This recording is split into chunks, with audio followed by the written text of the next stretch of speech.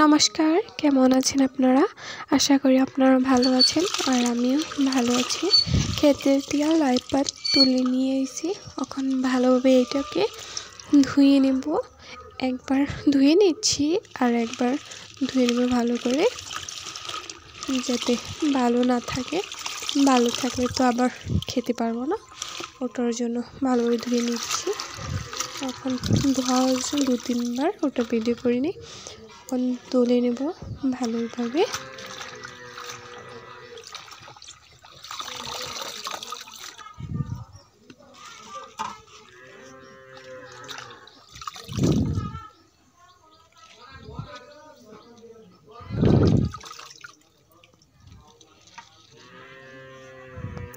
পাতাটি কি সুন্দর লাগতেছে দেখতে।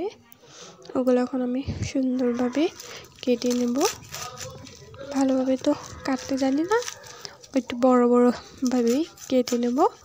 কত অল্প লাই পাতা, ওটা রান্না করলে আবার রাত্রের জন্য থেকে যাবে।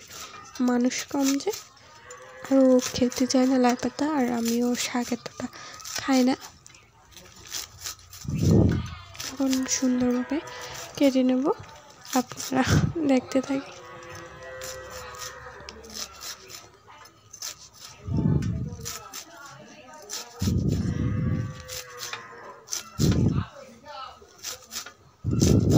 আমার শাক কাটা হয়ে গেছে। বেশি ছোটো ছোটো করিনি, পারি না যে, বড় রয়ে গেছে। এখন ওটাকে রান্না করব। রসুন দুধটা থেতো করে নিয়েছি, আর কাঁচা লঙ্কা একটা বড় সাইজের কাটছি। তেল গরম হয়ে গেছে, দিয়ে দেব কাঁচা লঙ্কাটাও তেলের মধ্যে দিয়ে দেব। তারপর ভালোভাবে এটা ভাজা হলে তারপর শাকগুলো দেব।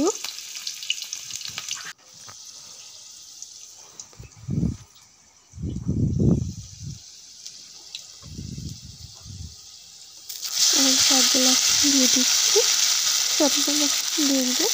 কত অল্প হয়েছে।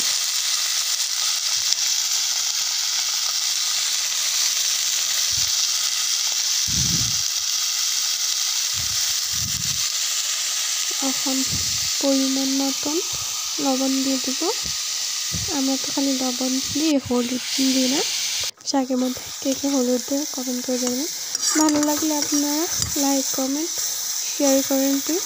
এখন রান্না হয়ে গেছে, জলটা দুটো শুকিয়ে গেছে। আজকের জন্য আসি।